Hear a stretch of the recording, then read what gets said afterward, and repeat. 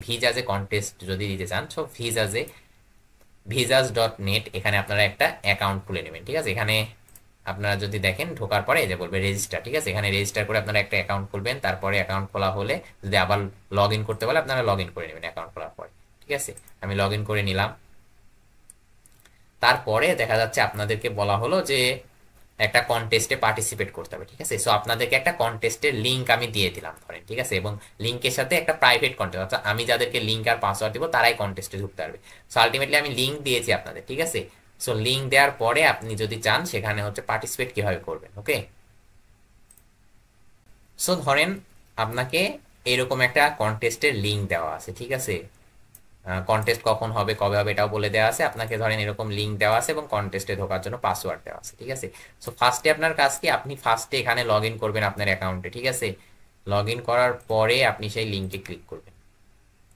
এই যে দেখেন কন্টেস্টে যে আসবেন সেটা কিন্তু চলে আসছে, বাট এই যে এখানে বলছে যে পাসওয়ার্ড দিয়ে, সো পাসওয়ার্ডও আপনাদেরকে বলে দেওয়া হয়েছে, সহজ কোডিং। ঠিক আছে, সো এই পাসওয়ার্ডটা কপি করে এনে এখানে পেস্ট করে এবার কন্টেস্ট, এটা হচ্ছে কন্টেস্টে লগ ইন।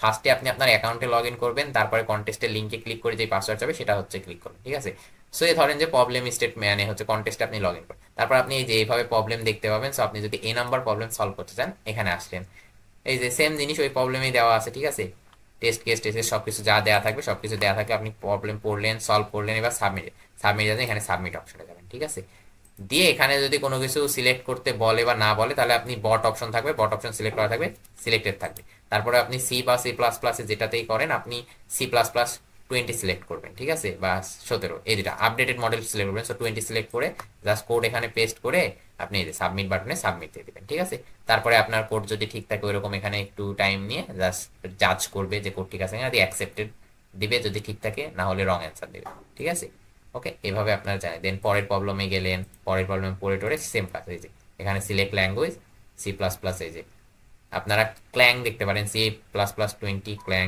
এটা দেখতে পারেন, অথবা আপনি চাইলে C++20 জিসিসি এটাও দেখতে পারেন। ওকে, দিয়ে জাস্ট এই যে এখানে সাবমিট অপশন আপনারা সাবমিট দিয়ে দিবেন। ঠিক আছে।